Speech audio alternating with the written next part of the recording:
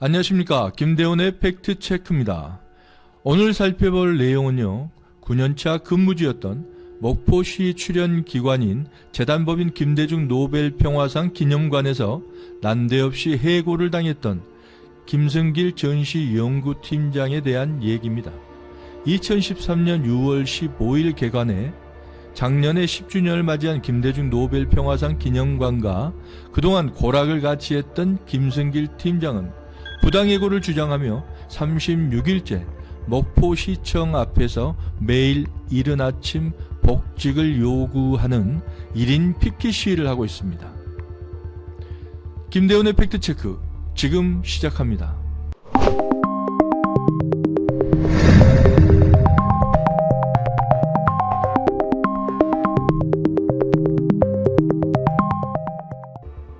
김승길 팀장은 2023년 11월 23일 갑작스럽게 김대중 노벨평화상 기념관 측으로부터 파면 통보를 받게 됩니다. 파면 이유는 지난 2022년 실시했던 지방선거 기간 중 연차 휴가를 부적절하게 사용해 목포시장 선거 운동에 참여했고 그 행위는 정치금지 의무 위반에 해당되는 중대한 비위 행위다라는 것이 그 골자입니다. 취재 결과 김 팀장은 연차 유급 휴가를 내고 휴가 기간 동안 자신과는 친척벌이 됐던 김종식 전 시장을 수행하는 역할을 했었다고 합니다. 뒷부분에 다시 말씀드리겠지만 여러분들이 꼭 기억을 하고 계셔야 할 대목입니다. 당시 지방선거에서는 도전을 하는 입장이었던 지금 현재는 목포시장인 박홍률 후보와 반면에 방어를 하는 입장이었던 김종식 전 시장의 경쟁은 매우 치열한 구도였기 때문에 양측이 감정 싸움으로까지 확산되는 듯한 분위기가 이곳저곳에서 목격되기도 했었습니다. 다시 본론으로 들어가서 김 팀장의 파면 결정을 한 김대중 노벨평화상 기념관 인사위원회는 김승길 팀장이 사전 허가 없이 연차 유급 휴가를 실시하고 그 휴가 기간 중 선거 운동을 함으로써 직장 이탈 금지 의무와 정치운동 금지 의무를 위반했다는 주장입니다. 그럼 인사위원회 위원들 구성에 대해 잠깐 알아보고 가겠습니다. 개인정보 관련한 문제도 있고 해서 개인 신상은 자세히 알려드릴 수는 없는데요. 인사위원회는 목포시청 국장이 2명, 전현직 기념관 관장이 2명, 그리고 회계사 1명으로 구성됐습니다. 김승길 팀장의 파면 결정에 대한 의혹을 취재했었던 기자는 이와 같은 인사위원회의 구성을 보는 순간 객관적인 판단이 나오기는 쉽지 않겠다라는 생각이 들었습니다. 한편 기념관으로부터 파면 통보를 받았던 김승길 팀장은 기념관 인사위원회의 판단과 상반된 주장을 내놓았습니다. 그래서 김 팀장은 고용노동부에 부당해고 구제 신청을 했습니다. 그리고 조사를 통해 판정을 하는 전남지방노동위원회에 이와 같은 의견을 제출했습니다. 근로기준법 제60조 제5항에서 근로자가 청구한 시기에 휴가를 주어야 한다고 규정돼 있습니다. 저는 그 당시 A관장에게 휴가가 시작되기 전인 5월 21일 전화로 연차 유급 휴가를 미리 승인받았습니다. 그리고 이와는 별개로 재단의 전산 시스템인 비즈메카 시스템을 이용해 신청을 하기도 했습니다. 기념관 내에서는 과거 2년 동안 연차 유급 휴가를 사용할 때 어느 누구에게 별도로 사전 승인을 받는 게 아니고 시스템 신청으로 대신했습니다. 김 팀장의 주장을 종합해보면 당시 A관장에게 휴가 승인을 먼저 받았고 내부 시스템에 신청을 하는 방법으로 연차 휴가를 사용했기 때문에 자신이 사전 허가 없이 임의대로 휴가를 사용했다고 볼 수 없으며 인사위원회가 주장하는 직장 이탈 금지 규정을 어겼다는 것 또한 사실이 아니다라는 것입니다. 그러면서 김 팀장은 이와 관련해 A관장이 연차 유급 휴가를 사전 승인해줬다는 사실을 뒷받침해주는 매우 흥미로운 사실을 꺼내놨습니다. 그것은 지방선거 당시 후보였던 김종식 전 시장이 A관장에게 김승길이 휴가를 내고 내 수행을 잠깐 도와줄 수 있게 해줄 수 있겠느냐라고 먼저 요청을 했었다는 겁니다.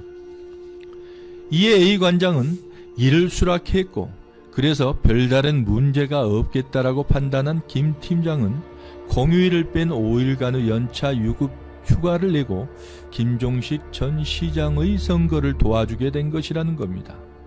만약 김 팀장의 말이 사실이라면 A 관장은 김 팀장이 지방선거에서 김종식 전 시장의 수행을 도와줄 것이라는 것을 미리 알고 있었고 이를 묵인했었다고 볼 수도 있다는 의혹이 생기는 대목이기도 합니다.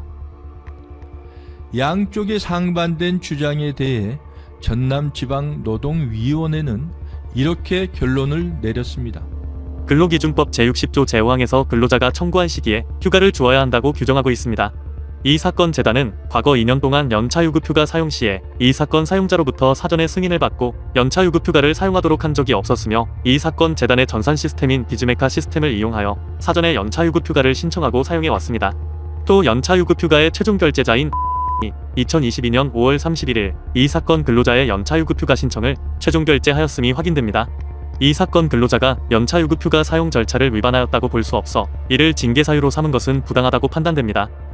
전남지방노동위원회의 판단은 기념관 인사위원회가 주장했던 김 팀장이 사전 허가 없이 연차 유급 휴가를 사용했다는 것은 사실과 다르다라는 결론입니다. 다음은 김 팀장의 파면 결정을 했던 기념관 인사위원회 징계 사유인 정치운동 금지 의무 위반 행위에 대해 전남노동위원회에서는 어떤 결론이 나왔는지 알아보겠습니다. 먼저 김 팀장은 자신은 공무원이 아니다. 기념관 측이 징계 사유로 삼은 선거운동은 헌법상 보장된 정치적 자유권에 따른 정당한 행위로 공직선거법 등 법령에서 선거운동을 금지하고 있지 않으므로 징계 사유에 해당되지 않는다라고 주장을 하고 있습니다. 하지만 전남지방노동위원회의 판단은 김 팀장의 주장과는 조금 다릅니다. 재단은 시민들에게 기획 전시, 체험 프로그램 등을 보급하는 공공성 제고를 목적으로 사업을 수행하기 위하여 전남도와 목포시의 출연을 받아 설치된 공공기관으로 이러한 설립 취지를 알고 있는 이 사건 근로자는 공무원과 마찬가지로 정치적 중립성을 지켜야 할 의무가 있으므로 정치운동 금지 의무를 어긴 이 사건 근로자의 선거운동은 재단 인사규정 제36조 제2 호에서 규정한 복무질서문란으로서 정당한 징계 사유에 해당됩니다. 이렇듯 전남지방노동위원회는 김 팀장이 근무하는 김대중 노벨 평화상 기념관은 전남도와 목포시가 출연을 하고 있고 공공의 성격을 띠고 있기 때문에 이곳에 근무하는 근로자들은 공무원에 준한다고 해석했습니다. 그런데요, 전남지방노동위원회는 기념관 인사위원회에서 결정한 김 팀장의 파면 징계 양정에 대해서는 생각이 조금 달랐습니다. 이 사건 근로자의 선거 활동이 업무상 막대한 지장을 초래하였거나 담당 업무와 정치적 중립의 필요성 사이에 직접적인 연관성이 있다고 보기 어렵습니다. 선거운동을 했다는 사실 그 자체만으로 사회통념상 더 이상 근로관계를 지속할 수 없을 정도로 이 사건 근로자에게 중대한 귀책 사유가 있다고 볼 수 없으므로 이 사건의 해고는 징계권자에게 맡겨진 재량권을 남용한 것으로 그 양정이 과하여 부당합니다. 이 사건 근로자의 부당해고 구제 신청을 인용하기로 하여 근로기준법 제30조 및 노동위원회법 제15조 제3항에 따라 주문과 같이 판정합니다.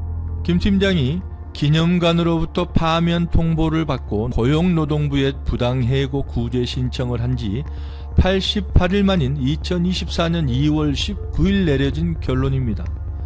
이렇게 판정을 한 고용노동부 소속 전남지방노동위원회는 사용자인 기념관 측에 이 판정서를 송달받은 날로부터 30일 이내에 이 사건 근로자를 원직에 복직시켜라. 해고 기간 동안 정상적으로 근로하였다면 받을 수 있었던 임금 상당액을 지급하라며 부당해고라는 판정 결과를 통보했습니다. 결론적으로 전남지방노동위원회는 김 팀장이 기념관 내부 규정에 정해진 정치운동 금지 의무를 어긴 것은 맞다. 하지만 그것으로 인해서 그 어떤 중대한 문제가 발생을 한 사안이 아니므로 파면이라는 징계는 너무 과하다라는 것입니다. 그럼 기념관 인사위원회는 왜 김승길 팀장에게 그토록 과한 징계를 내렸을까요? 징계 당사자인 김 팀장은 말에 따르면 5명으로 구성된 인사위원회에서 자신의 파면 징계를 반대했던 위원은 단 1명뿐이었다고 합니다. 목포시청국장 2명, 전현직 기념관 관장 2명, 회계사 1명으로 구성된 인사위원회에서 말입니다. 그런데요, 전남지방노동위원회의 부당해고 판정과 복직 명령에도 불구하고 기념관 측은 김 팀장의 파면에 대해서만큼은 되돌릴 생각이 전혀 없는 듯 했습니다. 취재 결과 기념관 측은 고용노동부가 30일 이내 김 팀장을 복직시키라는 명령은 이행하지 않고 재심 신청을 한 것으로 확인됐습니다. 이럴 때는 대부분의 사용자 측은 근로자를 일단 복직시키고 재심 신청을 하는 것이 일반적인데도 말입니다. 이렇게 되면 기념관 측은 김 팀장이 출근하지 않은 상태에서도 급여는 계속 지급되게 됩니다. 그리고 또 하나의 문제는 고용노동부의 복직 명령을 수행하지 않은 대가로 1년에 2차례에 걸쳐 일에 최소 500만 원에서 3천만 원의 강제 이행금을 내야 한다고 합니다. 이는 전남도민과 목포 시민이 부담하고 있는 혈세의 일부가 내지도 않아야 될 강제 이행금으로 재심 결과가 나오기 전까지는 쓰여지게 된다는 것입니다.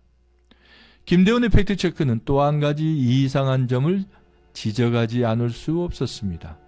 그것은 출연 기관인 김대중 노벨평화상 기념관을 관리 감독하는 목포시의 공정하지 않은 행정 행태입니다.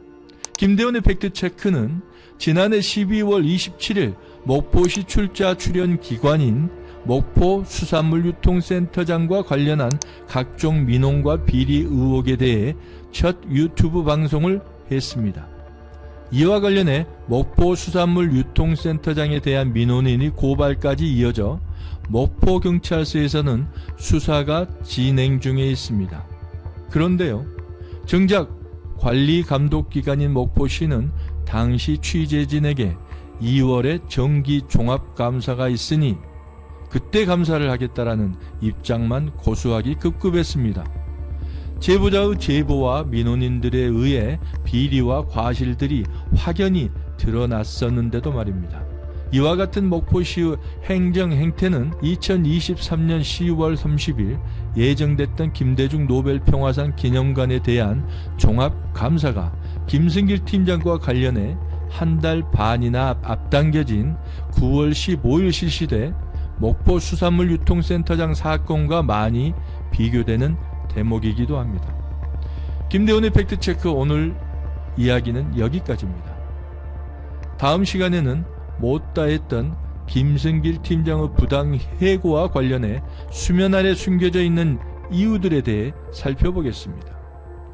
김대훈의 팩트체크는 시청자 여러분이 구독과 좋아요에 용기와 힘을 얻습니다.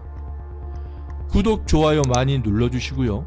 주변에 많이 알려주셨으면 합니다. 감사합니다.